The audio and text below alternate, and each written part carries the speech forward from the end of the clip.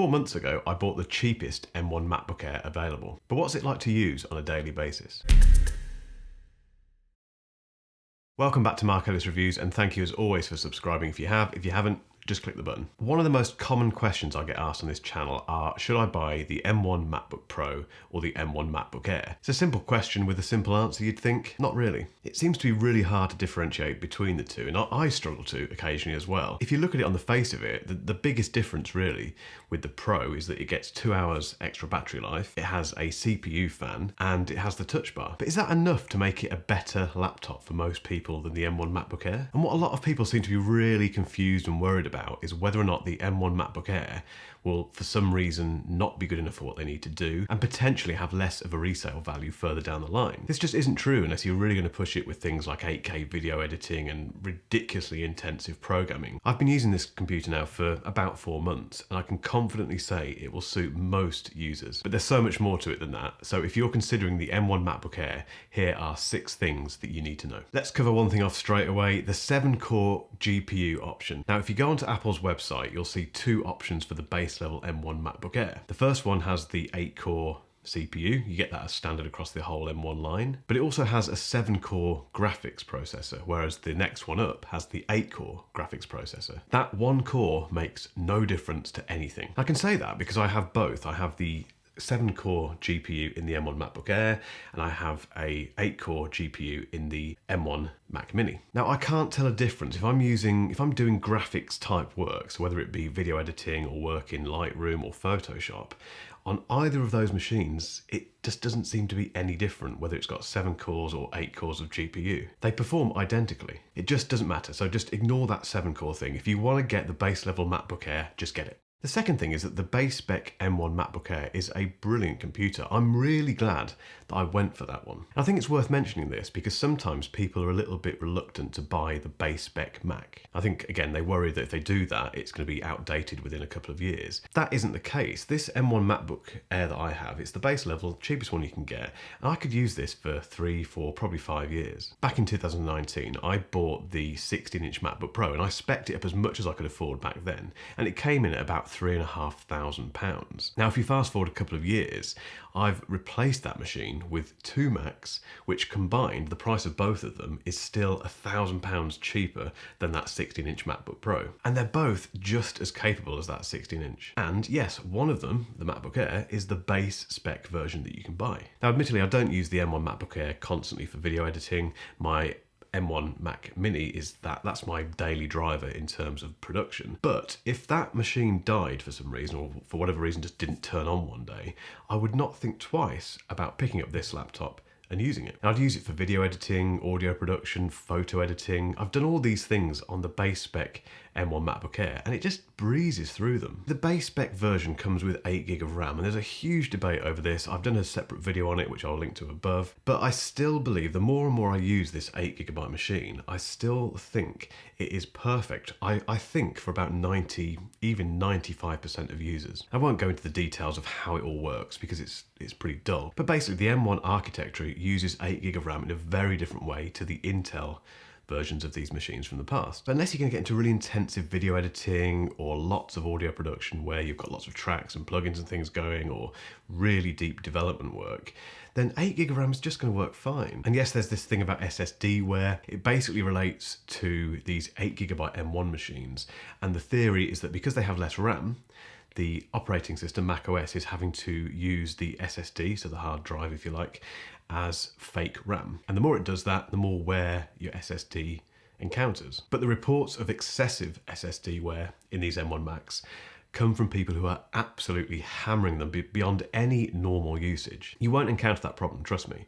So if you are thinking about the 8GB of RAM version of the M1 and you don't want to spend any more than the base level, just go for it. I worry that people are spending money on the 16GB upgrade or even the M1 MacBook Pro when they just don't need to. I want to talk about the design very quickly. Like lots of Apple products, they haven't changed the design of the M1 MacBook Air at all. It's as it was, it's as it has been for I think about a decade, maybe longer. And it's a classic design, it's got a cult following, and it's just lovely.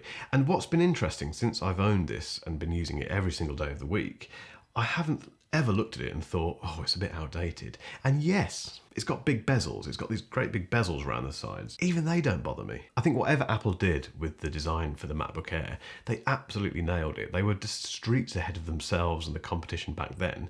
And that still shows because the design is still modern, it's still current. And I just don't think they need to do anything with it. I don't think we'll see a redesigned MacBook Air for quite a while, but that's no bad thing. The absence of the touch bar on the M1 MacBook Air reveals, for me personally, how utterly pointless it is. And if the rumours are to be believed, we are going to see the end of the touch bar in future MacBook Pros. Personally, I used to use it very occasionally on my 16-inch MacBook Pro. I used it for three things. One was to change the volume, the other one was to change the brightness of the screen, and the third one, a bit niche, was to occasionally access the Markdown tools on Ulysses, which is the application that I use for writing blogs and articles and things. That's it. It does a lot more than that, and I know you can get a better touch tool and customize it and all that sort of stuff, which is pretty cool. And I appreciate there is probably a relatively small fan club out there for the touch bar. But for me, it's just pointless. And the fact the M1 MacBook Air doesn't have it is not a deal breaker at all. If anything, it just reveals, like I say, how pointless it was. I think if you're trying to decide between the M1 MacBook Air and the M1 MacBook Pro, and you're basing some of that decision on the touch bar, don't. Stop right there, because one, you might get that initial excitement of using the touch bar, but that wears off pretty quickly. Two, Apple are clearly, from what it sounds like, going to be ditching it completely. And three, it's never really been developed beyond the original version of the touch bar. Apple have done nothing with it. Third-party developers haven't really made the most of it, I don't think. Don't base your buying decision on the touch bar. There's been a lot said about the battery life on these M1 MacBooks. And I'm one of the people who originally said it was, I think I used the word biblical. And since I've been using this laptop now for about 4 months, I have changed my opinion a little bit of the battery life. Now, I have written an article about this, which I'll put a link to in the description, but the long and short of it is that I think the battery life, the more you use the M1 MacBook Air, the less impressive it becomes. It's still a very good battery life for a laptop, and it's probably the best laptop I've owned in terms of battery life, but it's not as epic as I and other reviewers may have led you to believe originally. And the reason I can say that is because I don't use just stock Apple apps. So I use things like Trello and Ulysses and all sorts of web apps and occasionally Chrome. And what you find with these M1 laptops is that when you kind of stray outside of Apple's ecosystem, the battery life does come down, and it comes down noticeably. If, for example, you use Teams to communicate with your fellow workers, you'll probably find if you leave that open all day on your M1 MacBook Air or M1 MacBook Pro, the battery life will noticeably drain quicker. Now you might say, well, close Teams or don't use Chrome, but I use these tools and I'm not prepared, or not willing anyway, to change the apps that I'm using to make the battery life better. That doesn't make any sense to me at all. Now, if you only use Apple apps, I think you'll get the quoted battery life pretty easily. Just make sure you keep the screen brightness down. I made that mistake when I first got mine. But yeah, if you stick within the Apple ecosystem, you'll get very good battery life. But if you stray outside of that, just bear in mind it needs a bit of common sense. You're not going to get the kind of amazing battery life that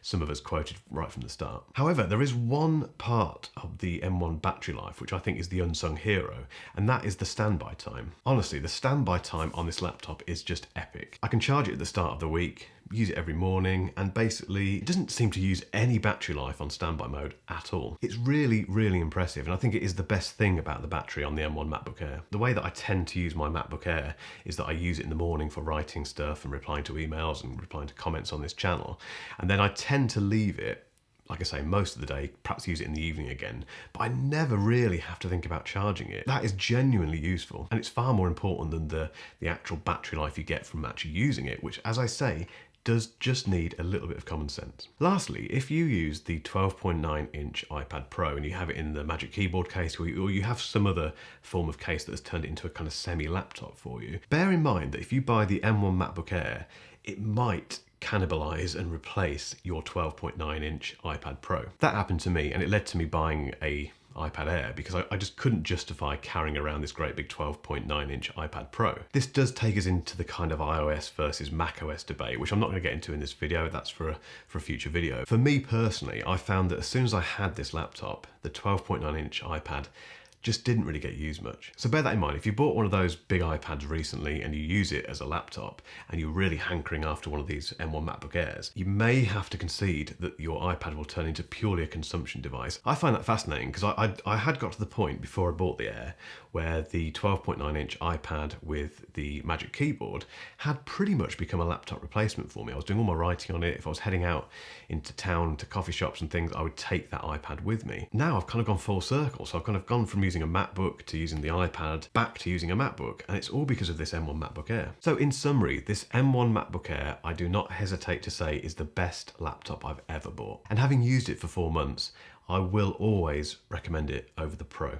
And I'm finding myself doing this more regularly to the replies to the comments in these videos. So for example, if someone says to me, should I buy the 16GB M1 MacBook Air or the 8GB M1 MacBook Pro, I'll nearly always recommend they go for the Air. They're basically the same computer, bar that fan. If the 2 hours of battery life are important to you, that's quite a good reason to get the M1 MacBook Pro. Going back to what I was saying earlier about the battery life being very subjective, it's very hard to look past this M1 MacBook Air. And lastly, I'm always amazed by how many old MacBook Airs you see out in the wild, and those ones are the Intel versions, so you can imagine how long potentially these M1 MacBook Airs could last. So if you're bouncing between the M1 MacBook Air and the M1 MacBook Pro, get the Air, trust me. However, if you need something more to go on than just this video, keep watching for a link to a further comparison I did between the M1 MacBook Air and the M1 MacBook Pro. I go into a bit more detail about the exact differences between the two laptops. But until next time, thank you as always for watching, and I will catch you in the next video.